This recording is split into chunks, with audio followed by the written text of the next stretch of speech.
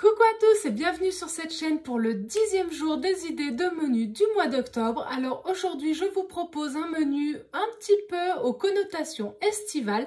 Voilà, les beaux jours m'appellent un petit peu vers des saveurs un peu plus méditerranéennes comme vous allez le voir. Alors effectivement vous allez retrouver des tomates. J'en ai vu dans les jardins. Voilà, donc je pense qu'il en reste encore un petit peu. On est clairement en fin de saison des tomates. Beaucoup de pieds ont été arrachés.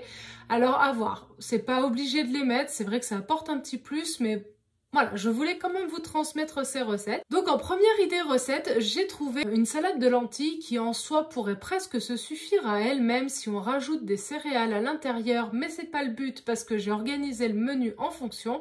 En tout cas, vous pouvez en faire un plat principal. C'est de la salade de lentilles avec de la patate douce, donc des tomates, des choses comme ça. On est sur quelque chose d'assez nourrissant et en même temps qui peut compléter du coup ce qui va suivre par la suite. Du coup, en deuxième idée, pour le plat principal, je vous propose du fenouil à la méditerranéenne. Ça y est, on part, on voyage, enfin en tout cas on va dans le sud. C'est très joli, franchement j'ai adoré le visuel. Le fenouil cette saison, les olives, il n'y a pas de souci. Donc du coup c'est juste de rajouter des tomates. Vous pouvez mettre des tomates un petit peu séchées si vous voulez à la place des tomates qu'il propose.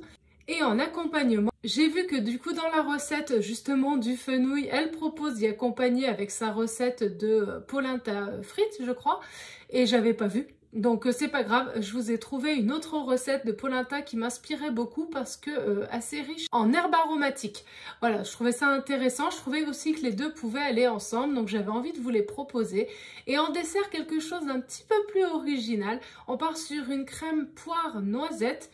Alors l'idée c'est de construire la crème à base de noix de cajou, un petit peu d'agar-agar si je dis pas de bêtises, et de mettre de la purée de noisettes par-dessus. Rien que le visuel, ça m'a trop donné envie. Et j'avais vraiment hâte de pouvoir l'essayer et voir ce que ça pouvait donner. Je pense que poire noisette, ça doit bien aller ensemble. Voilà, c'était les idées du jour. Je vous souhaite une très belle soirée. Prenez soin de vous et à demain. Bye bye!